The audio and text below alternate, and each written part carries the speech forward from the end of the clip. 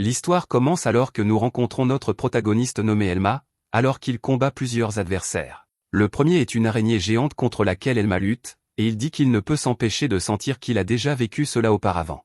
Un autre aventurier combat également, mais il se bat contre une sorte de golem. Le combat suivant d'Elma montre qu'il manie désormais un bouclier alors qu'il affronte une femme. Elle déclare qu'elle va montrer à Elma ce qu'un maître épéiste peut faire, et elle utilise une attaque spéciale.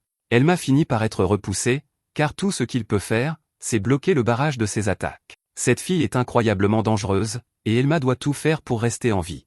La fille le manque de peu en lui tranchant le visage, et leur combat fait rage. Le combat suivant montre notre héros combattant un démon, et un autre aventurier se joint à lui. Ils s'associent pour finalement détruire la bête.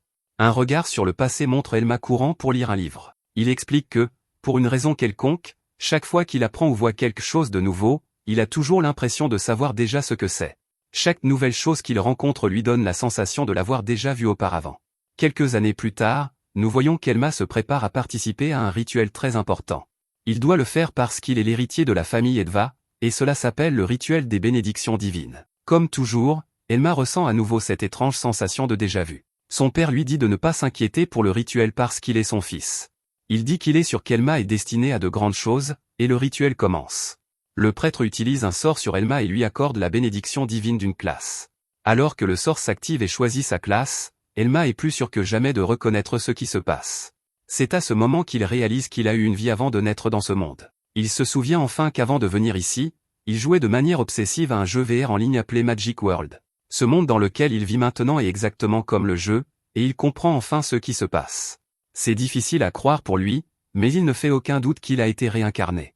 Avec tout ce qu'il sait sur le jeu, Elma est sûre que le bonheur et le succès lui sont garantis dans sa nouvelle vie. Cela étant, Elma espère obtenir sa classe préférée. C'est la classe surpuissante qui est réputée être la plus forte du jeu. Il imagine ce que serait le fait d'avoir cette classe surpuissante, et le sort est bientôt terminé. Elma est impatient de voir quelle classe il a reçue, alors il fait apparaître son écran de statut. Il ne pourrait être plus heureux en voyant qu'il a reçu la classe surpuissante qu'il espérait. C'est la classe appelée Chevalier Lourd, et il l'annonce avec enthousiasme à son père. Malheureusement, Elma remarque que son père est contrarié, et il se demande ce qui ne va pas. Son père est horrifié, et il refuse de croire qu'il a bien entendu Elma. Bien qu'Elma ait dit sa classe très clairement, son père voulait désespérément qu'il dise que sa classe est maître épéiste. Elma peut voir que son père est furieux, et il réalise ce qui se passe. Le problème, c'est qu'il a confondu ses souvenirs de son passé et de son présent. Dans ce monde, ce sont les classes simples à comprendre et puissantes qui sont célébrées. Les classes techniques, plus complexes à comprendre et qui mettent du temps à s'épanouir, sont considérées comme vraiment mauvaises. L'analyse et les tests actuels de ce monde sur les classes sont en retard, ils ne savent donc pas à quel point la classe Chevalier Lourd est réellement incroyable. Le père d'Elma est tellement incrédule qu'il exige de voir par lui-même. Il regarde l'écran de statut d'Elma et confirme son pire cauchemar. Elma est vraiment un Chevalier Lourd, et c'est une honte absolue. Il dit que la classe est inutile parce qu'Elma a de faibles statistiques dans tous les domaines et aucune compétence d'attaque convenable. Il n'y a rien de bon du tout, donc il est sûr que c'est une classe défectueuse. Elma dit à son père de se calmer, et il essaie d'expliquer que la classe Chevalier Lourd a les plus grands PV et la plus grande défense. Malheureusement, son père ne se soucie pas de cela, et il frappe Elma au visage. Tout le monde regarde avec horreur, et le père d'Elma dit qu'il est content que cela soit arrivé ici. Le nom de leur famille aurait été ruiné s'ils avaient été publiquement humiliés à cause d'Elma. Juste à ce moment, une femme entre dans le bâtiment. La foule chuchote à son sujet parce qu'elle est la fille d'une famille cadette. Son nom est Malice, et elle dit qu'elle aussi doit subir le rituel des bénédictions divines. Elma la connaît et explique qu'ils ont joué ensemble quelques fois quand ils étaient enfants. Cependant, en raison de son statut, ils ne se sont presque pas parlé au cours des 5 dernières années. La foule est contrariée par son interruption, et certains disent même qu'elle devrait connaître sa place. Le père d'Elma fait taire la foule, car il a décidé de la laisser passer le rituel. Les tensions montent rapidement, et Elma a un mauvais pressentiment sur ce qui va se passer. Le prêtre commence le rituel et utilise le même sort sur Malice que celui qu'il a utilisé sur Elma. Lorsque le sort est terminé, Malice vérifie son écran de statut et voit qu'on lui a attribué la classe appelée maître épéiste. La foule l'entend le dire, et ils sont tous sous le choc. Le père d'Elma est complètement silencieux, car c'est la classe qu'il voulait qu'Elma ait. Malice s'excuse moqueusement auprès d'Elma, car il semble qu'elle ait pris toutes ses compétences. Elma est horrifiée, car il semble que son mauvais pressentiment se soit réalisé, une fille d'une famille cadette acquérant la classe maître épéiste pourrait aggraver l'humeur déjà exécrable de son père. À la surprise d'Elma, son père est en réalité ravi. Il félicite Malice et dit qu'elle est un véritable membre de la famille. Il déclare qu'à partir d'aujourd'hui, Elle sera sa fille, et qu'elle sera la véritable héritière de son trône. Elma est choquée d'entendre cela, et la foule n'arrive pas à croire qu'il ait nommé une fille d'une famille cadette son héritière. Malice a toujours pensé que ce serait Elma, mais elle est d'accord qu'il ne pourrait pas supporter ce fardeau.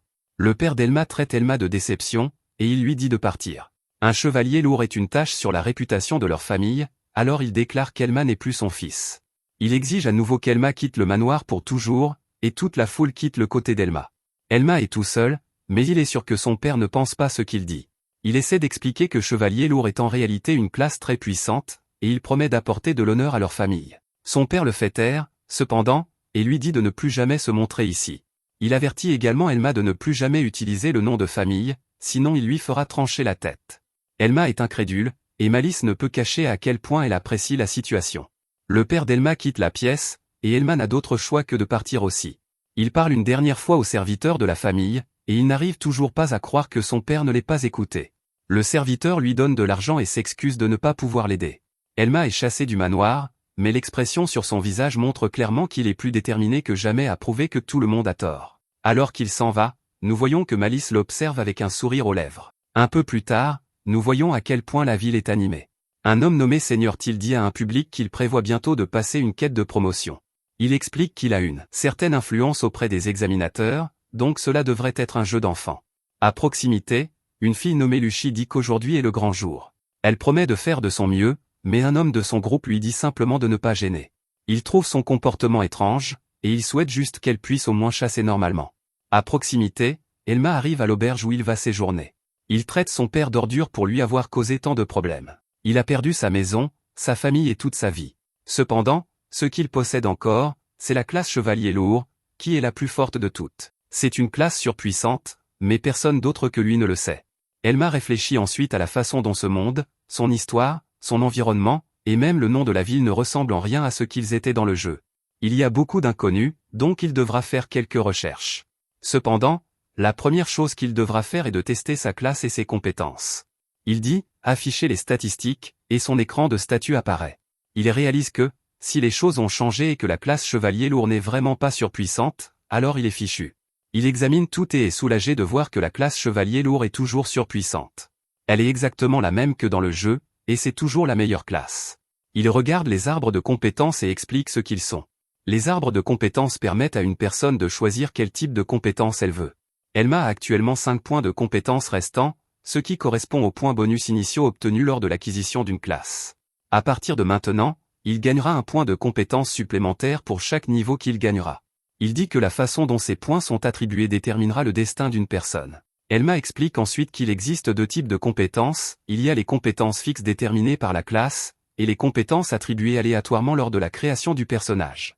Parmi celles qu'il possède, celle appelée Serment de l'armure lourde est le seul arbre de compétences de classe fixe.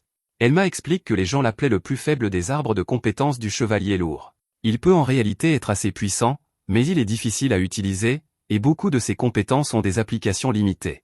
Quant à l'arbre de compétences amélioration de la défense, Elma dit qu'il est assez utile. Il n'accorde aucune compétence, mais il augmente la défense. Ensuite, il y a un arbre de compétences appelé escrime débutant, qui n'est pas mauvais non plus. Lorsqu'il est maximisé, il peut être transformé en l'arbre de compétences escrime avancé avec des objets spéciaux. Elma sait déjà dans lequel de ceux-ci il veut mettre ses 5 points de compétences, alors il sélectionne Serment de l'armure lourde. Après avoir attribué ses 5 points, il atteint le niveau 2. Elma est stupéfait lorsqu'il acquiert immédiatement la compétence appelée Réflexion du rempart. De manière choquante, Serment de l'armure lourde atteint alors le niveau 5, et sa défense augmente de 10. Elma ne pourrait être plus excitée, et il déclare que c'est un excellent point de départ. Peu de temps après, nous retrouvons Elma dans la forêt, et nous voyons qu'il est entièrement équipé. Il prend un moment pour évaluer son environnement, et nous voyons ses statistiques actuelles. Il se ferait un chemin à travers la forêt jusqu'à ce qu'il rencontre un monstre grenouille appelé Arana. Il affiche les statistiques du monstre et voit qu'il est de niveau 2. La bête attaque notre héros, alors Elma utilise Réflexion du rempart pour bloquer l'attaque. Cette capacité crée un mur d'énergie en forme de rempart de château. Cette structure défensive est si puissante qu'elle vainc le monstre à elle seule. Elma est très satisfait de sa capacité, et les points d'expérience qu'il gagne du combat le font passer au niveau 2. Une explication de sa réflexion du rempart révèle qu'il s'agit d'une compétence courante. La description explique que, lorsqu'une attaque ennemie est annulée par sa défense, cette compétence inflige des dégâts égaux à la défense de l'utilisateur. Elma va récolter le butin de sa victoire et voit que le monstre a laissé tomber une pierre magique de niveau 2. Elle ne vaut pas grand-chose, mais Elma décide de la garder. Juste à ce moment, Elma doit rester sur ses gardes alors qu'il entend quelqu'un courir et appeler à l'aide. Un homme court pour sauver sa vie, disant qu'on le poursuit. Il supplie Elma de l'aider, et nous voyons qu'il est chassé par plusieurs monstres. Elma lui dit calmement de le laisser gérer cela, et l'homme se demande s'il peut vraiment les affronter seul. Il commence à penser qu'Elma pourrait être un aventurier célèbre, mais notre héros dit que ce n'est pas le cas. Il explique qu'il vient de monter de niveau il y a une minute pour la première fois de toute sa vie. L'homme est horrifié d'entendre cela, car cela signifie qu'Elma est encore plus faible que lui. Il est sûr qu'Elma doit être fou, car il est impossible qu'un débutant comme lui puisse affronter autant de monstres. Il dit à Elma d'enlever toute son armure lourde, car ils doivent fuir pour sauver leur vie. Elma ne l'écoute pas du tout, et il pense simplement au défi qui l'attend. Il reconnaît que sa compétence réflexion du rempart n'est pas parfaite, à moins d'annuler tous les dégâts avec une défense largement supérieure à l'attaque de l'adversaire, elle ne s'active pas. Elle est également inefficace contre des ennemis supérieurs et inconnus. Les monstres commencent à attaquer, alors l'homme essaie de dire à Elma de fuir. Elma ne bouge pas d'un pouce, et il se prépare à utiliser sa capacité. Malgré tous ces problèmes, Elma sait à quel point elle peut être puissante. Les monstres se rapprochent, et il active réflexion du rempart. Le mur est créé à nouveau, et tous les aranas s'y écrasent. Un par un, ils sont éliminés, et Elma annonce quelque chose. Il dit qu'il connaît déjà les ennemis de début. Son niveau est peut-être bas, mais il a augmenté sa défense avec les bonus des arbres de compétences et l'équipement.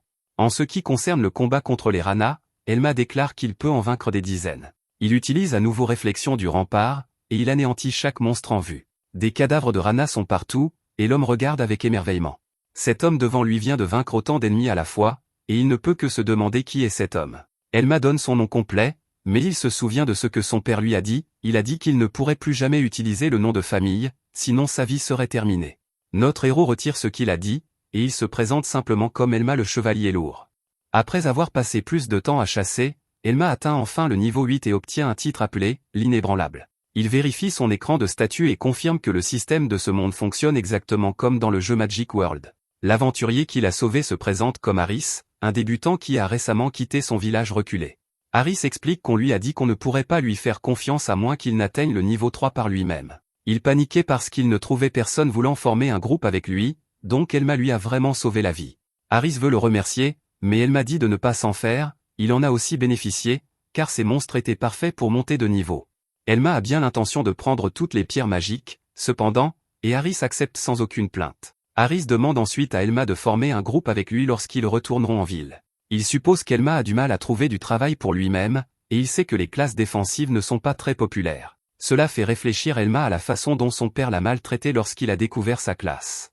Chevalier lourd est considéré comme défectueux dans ce monde, et son père lui a dit qu'il était complètement inutile. Étonnamment, Harris dit qu'il pense qu'Elma est incroyable et qu'il ferait une excellente équipe. Harris promet même d'aider à changer la vie de tous les autres après avoir vu à quel point Elma peut être incroyable. Malheureusement, Elma refuse son offre, alors Harris se demande pourquoi il préférerait continuer à se battre seul. Harris fait remarquer qu'Elma utilise une classe de bouclier et qu'il ne montera jamais de niveau efficacement tout seul. Il supplie Elma de ne pas être têtue, mais Elma devient très sérieux. Harris est pris au dépourvu, et Elma s'excuse simplement. Au fond de lui, Elma sait qu'Harris a raison car les classes défensives protègent normalement les alliés et attirent les attaques ennemies. Cependant, inclure des membres de groupe signifie qu'Elma devrait partager toute l'expérience qu'il gagne. Pour la façon dont Elma veut monter de niveau, c'est vraiment pénible. Elma veut gagner des niveaux, des objets, des compétences et des titres aussi rapidement que possible. Il doute également que quiconque croirait à sa connaissance du potentiel caché du chevalier lourd. Plus important encore, Elma n'a pas de temps à perdre car il lui reste encore tant de choses à accomplir, comme atteindre son plein potentiel et se venger de son père. Au fil de la journée, Harris continue d'essayer de convaincre Elma en disant qu'il fait cela pour son bien.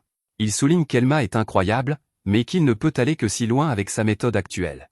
Il ne peut pas continuer à farmer des ranas éternellement, alors il dit qu'ils devraient viser plus haut ensemble. Juste à ce moment, Elma sent quelque chose de dangereux se cacher dans les arbres autour d'eux.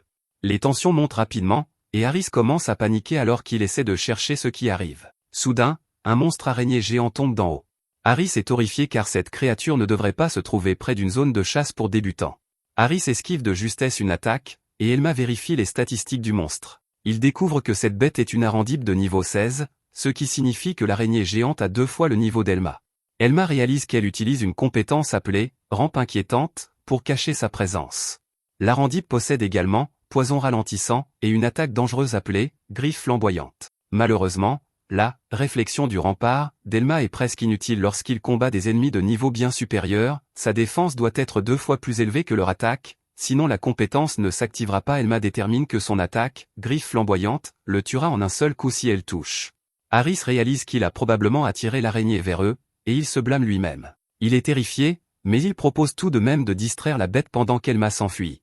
Elma jette un coup d'œil à Harris, et il est assez évident à quel point il a peur. Notre héros refuse de s'enfuir et dit calmement à Harris qu'il va gérer le monstre lui-même. Harris pense qu'Elma a perdu la raison car les débutants ne peuvent pas vaincre une Arandipe. Il sait qu'Elma est vraiment fort, mais battre cette chose est juste physiquement impossible. Elma peut voir que ce combat sera dangereux, mais il déclare qu'il n'est pas complètement impossible à gagner. Elma ouvre son écran de statut et voit les 7 points de compétence qu'il a gagnés plus tôt. Il met chaque point dans serment de l'armure lourde et débloque une nouvelle compétence. La nouvelle compétence s'appelle désarmement, et elle réduit l'attaque d'un adversaire chaque fois qu'Elma porte un coup. Elma explique que la réduction est exactement de 20% et dure 1 minute. Il déclare que c'est la compétence dont il avait besoin car affaiblir l'Arandipe peut faire activer réflexion du rempart. Elma défie la bête et dit qu'il va s'occuper de ce monstre araignée. Ce combat est à haut risque et haute récompense, et Elma dit que rien ne le motive plus qu'un combat comme celui-ci. L'Arandipe charge sur notre héros, mais Elma évite ses bras puissants et reste calme. Elma connaît déjà ses schémas d'attaque et sa portée grâce au jeu, donc il est sûr qu'elle ne peut pas le toucher facilement. Le monstre attaque à plusieurs reprises, mais Elma continue d'esquiver en attendant le bon moment. Juste alors, l'Arandipe utilise rayon de poison, et Harris s'inquiète pour notre héros. Elma ne sourcille même pas alors qu'il déclare qu'il va délibérément encaisser cette attaque. Le poison le touche, mais notre héros a un plan. Il endure le poison, puis se précipite en avant et frappe la bête tout en utilisant désarmement. Son attaque l'endommage à peine, mais Elma est sûre que le debuff d'attaque a été appliqué. L'araignée furieuse enchaîne immédiatement avec griffe flamboyante et fracasse Elma avec la massive attaque brûlante. Harris est horrifié alors qu'il pense qu'Elma a été tuée, mais notre héros émerge de la poussière. Il dit à l'araignée que cette attaque ne fonctionnera pas. Elma explique que rayon de poison coûte 7 points de magie, tandis que griffe flamboyante en coûte 5. Parce qu'il connaît leurs coûts exacts, Elma peut suivre la quantité de magie qu'il reste à la bête. Ce n'est pas beaucoup, donc Elma sait ce qu'il doit faire. Elma s'avance et place un deuxième désarmement avant que l'Arandipe ne puisse l'arrêter. Cela réduit l'attaque de l'araignée de 20% supplémentaire pour une réduction totale de 40%.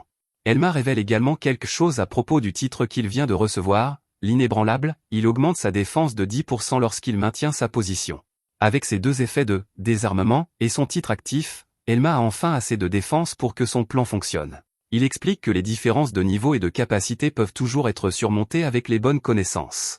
La bête continue de le poursuivre, mais notre héros déclare que la victoire est déjà sienne. L'Arandipe attaque une fois de plus, mais Elma tient bon.